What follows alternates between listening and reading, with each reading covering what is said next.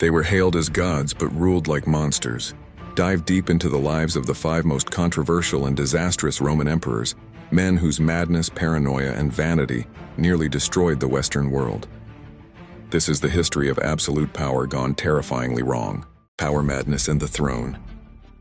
History holds few institutions as influential and enduring as the Roman Empire. Yet the empire's destiny was not forged solely by disciplined legions or brilliant engineers. It was dictated by the men who sat atop the gilded yet treacherous throne. These were individuals granted absolute, divine power. A power that for some led to unmatched brilliance and stability, but for others became a catalyst for psychological devastation and catastrophic misrule. The narrative of Rome is as much a story of civil wars and frontier battles as it is a story of madness, ego, and unchecked corruption emanating directly from the imperial palace. The men we are about to study were not merely bad rulers, they were spectacular failures. They were emperors whose controversial actions, ranging from insane megalomania and brutal political purges to economic incompetence and moral depravity, threatened to unravel the vast, complex fabric of the Roman state. Their legacies have survived millennia, not because they built great monuments, but because their reigns serve as the ultimate cautionary tales about the corrupting nature of absolute power. What happened when the most powerful man in the world was also the most unstable? For the next 30 minutes, we will undertake a comprehensive, evidence-based exploration, utilizing the accounts of Roman chroniclers like Tacitus, Suetonius, and Cassius Dio, to strip away later embellishments and uncover the brutal historical truth behind 5 of Rome's most notorious and controversial emperors. Let's begin with the man whose name is synonymous with pure, unbridled insanity, Gaius Julius Caesar Germanicus, or simply Caligula. Chapter 1. Caligula, the god emperor of madness, the young hero's downfall. Gaius Julius Caesar Germanicus inherited the most powerful position in the world under immense public adoration. Born into the highly respected Julio-Claudian dynasty, he was the son of the revered General Germanicus. His nickname, Caligula, meaning little boot, derived from the miniature soldier's uniform he wore as a child in his father's military camps. When he ascended the throne in 37 AD, the public, exhausted by the paranoia of his predecessor Tiberius, hailed him as a brilliant savior. The first months of his reign were genuinely promising. He ended the political treason trials, recalled exiles, and poured money into public games. This initial benevolence, however, was a tragically fleeting illusion. The traditional historical narrative attributes his rapid descent into madness to an intense illness he suffered early in his reign. While modern scholars debate the nature of his mental deterioration, suggesting everything from epilepsy to hyperthyroidism, the political impact of his subsequent behavior was undeniable.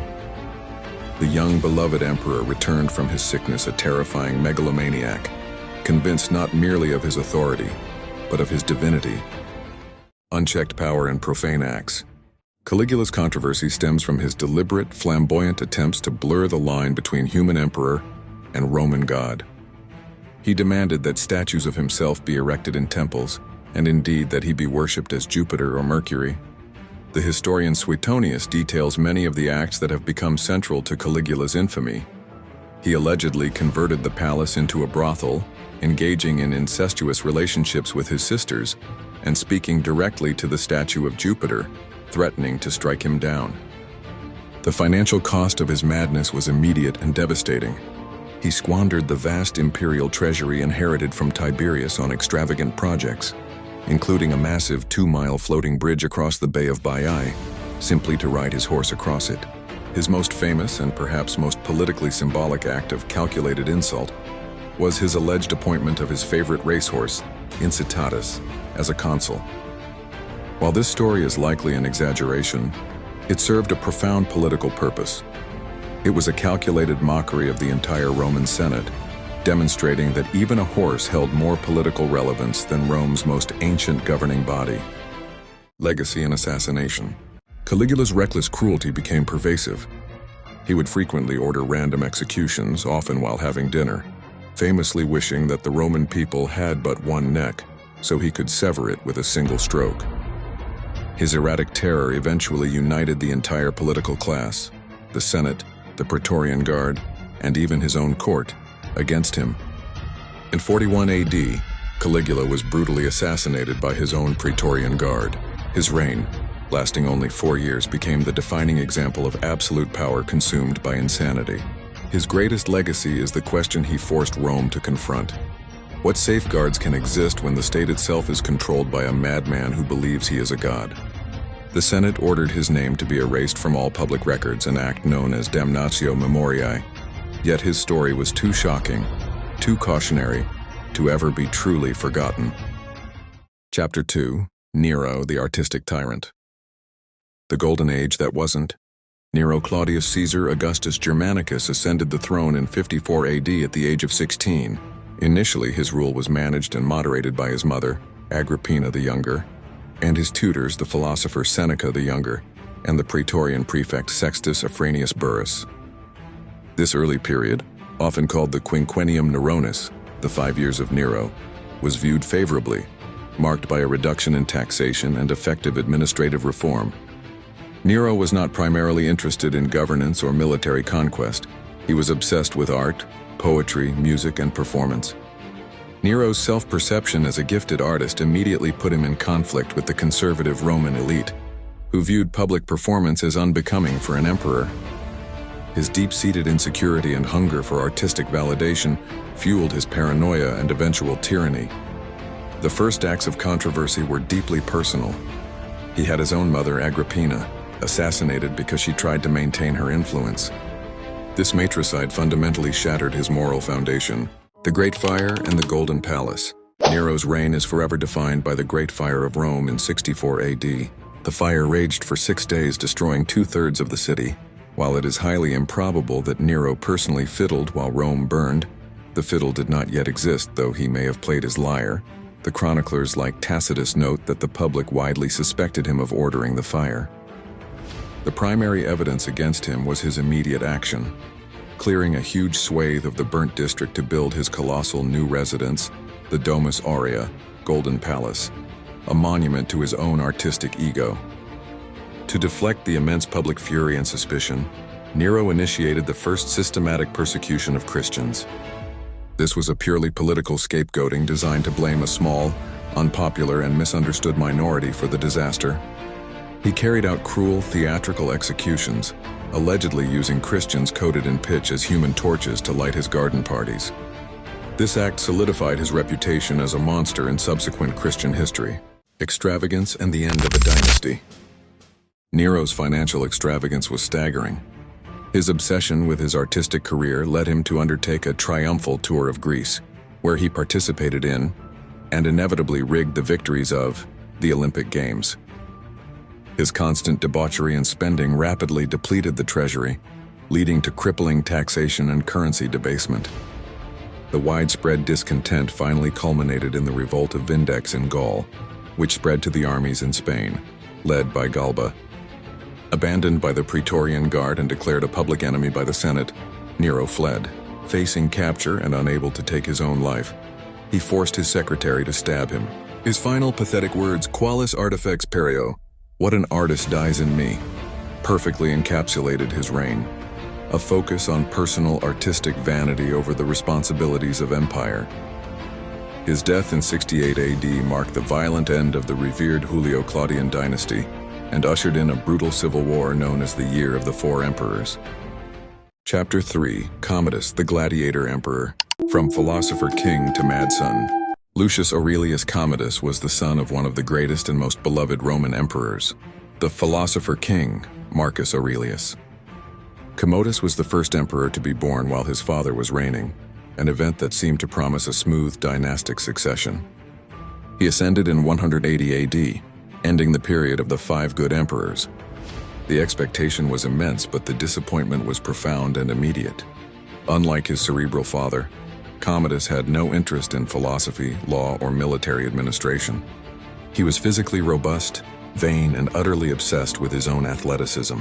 He quickly broke the 80-year peace with the Germanic tribes, a peace hard won by his father, and returned to Rome to enjoy the lavish life of the palace. The turning point in his reign occurred when he survived an assassination attempt, orchestrated by his own sister, Lucilla. This event ignited the paranoia and bloodlust that would define his rule. The cult of the gladiator. Commodus's controversial legacy rests on his descent into a terrifying megalomania, centered on his identity as a warrior and gladiator. He began to demand that he be worshipped as a god, specifically identifying with the Roman demigod Hercules. He draped himself in a lion skin, carried a club, and ordered busts of himself to be made featuring these divine attributes. The ultimate offense to the Roman elite was his insistence on participating in the gladiatorial games in the arena. For an emperor to fight as a gladiator was an unspeakable degradation of the imperial office, as gladiators were viewed as the lowest rung of society, slaves and social outcasts. Commodus, however, loved the spectacle. He fought hundreds of bouts, always rigged for his victory, killing thousands of exotic animals and often crippling or executing opposing gladiators with a blunted weapon. He insisted on being called Amazonius and the Roman Hercules. Economic ruin and the final conspiracy. Commodus was not politically skilled, and his administration fell to corrupt freedmen and favorites. His extravagant lifestyle and constant games drained the imperial treasury. He resorted to massive confiscations of senatorial estates and the sale of public offices to maintain his spending. His reign was marked by political purges and a constant atmosphere of terror among the elite. The end of Commodus was as sordid as his reign. In 192 AD, he was scheduled to appear in the arena on New Year's Day dressed as a gladiator. Before he could humiliate the Senate further, a conspiracy involving his mistress, Marcia, his chamberlain, Eclectus, and the Praetorian prefect, Latus, was set in motion. Marcia first attempted to poison him, but when this failed, the athletic emperor was strangled in his bath by a wrestler named Narcissus.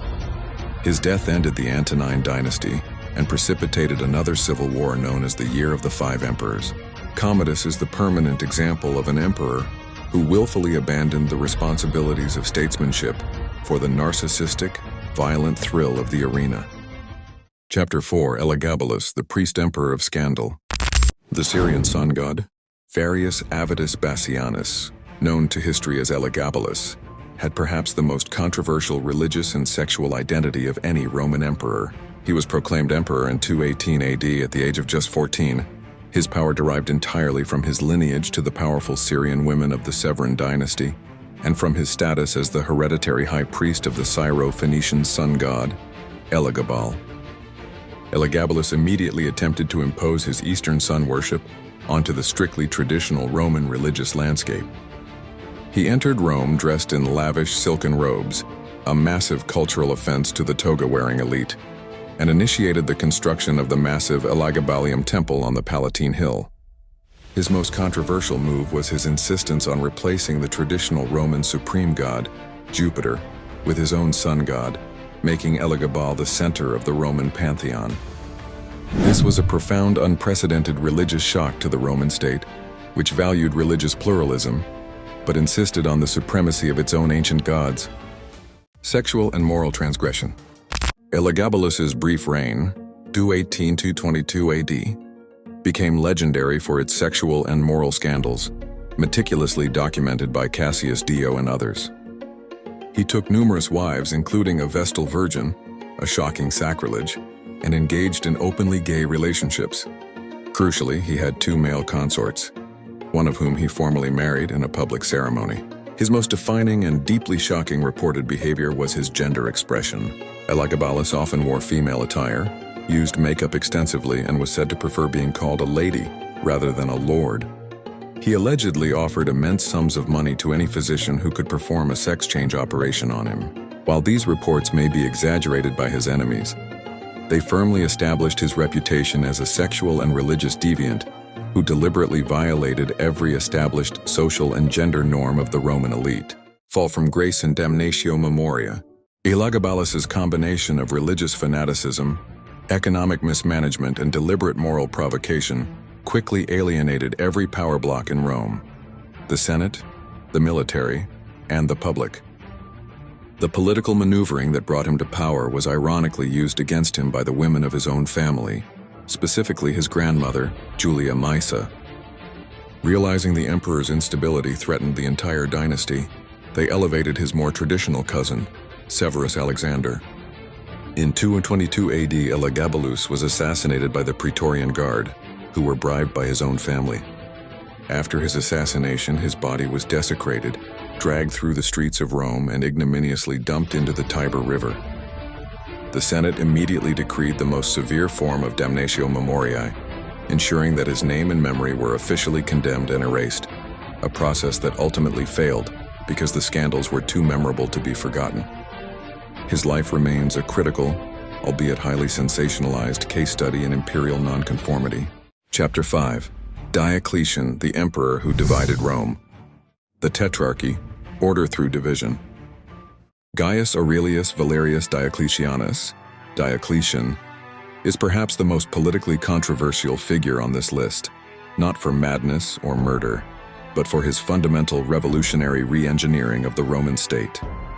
He ascended in 284 AD, pulling the empire out of the 50-year crisis of the 3rd century, a period of near-total collapse marked by constant civil wars, economic ruin, and military disasters.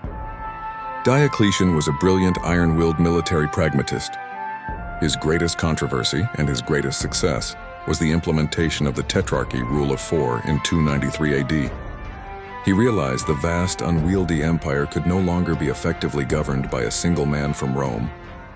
He divided the empire into 2 halves, east and west, installing 2 senior emperors, Augusti, and 2 junior emperors, Caesars. This system immediately restored stability and allowed for rapid response to military threats across the entire frontier. However, it permanently fractured the concept of a unified central Roman empire and sidelined the traditional symbolic capital of Rome itself. Economic controls and religious persecution. To combat the hyperinflation and economic chaos of the crisis, Diocletian attempted to impose order through draconian, state-controlled measures. He issued the Edict on Maximum Prices, a decree that fixed the maximum prices and wages for nearly 1,000 goods and services across the entire empire. While intended to curb inflation, the edict was unenforceable and led to widespread black markets, shortages, and economic stagnation. His other major controversy was his religious policy.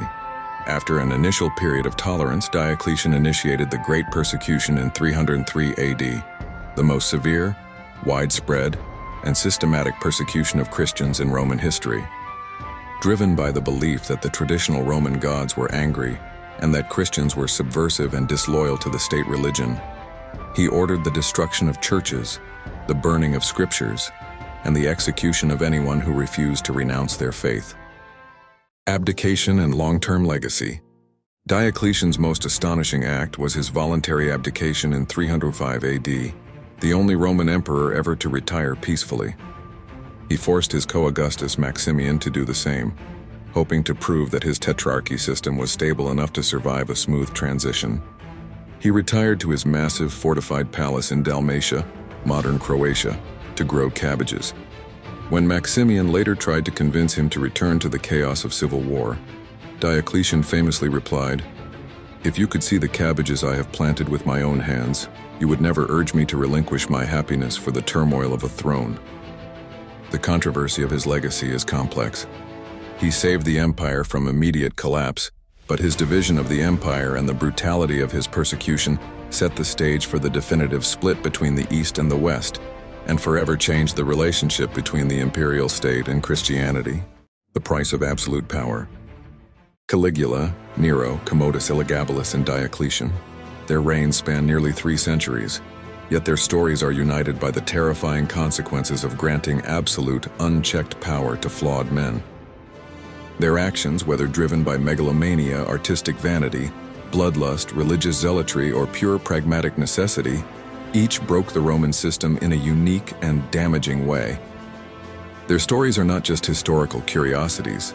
They are foundational lessons in political science, demonstrating that the health of an empire is only as stable as the mind of the single individual who controls it. They collectively teach us that the most significant threats to a powerful civilization often come not from outside enemies, but from within the very seat of authority. Which of these controversial emperors do you believe was the most dangerous to the survival of the Roman Empire? Share your analysis in the comments below.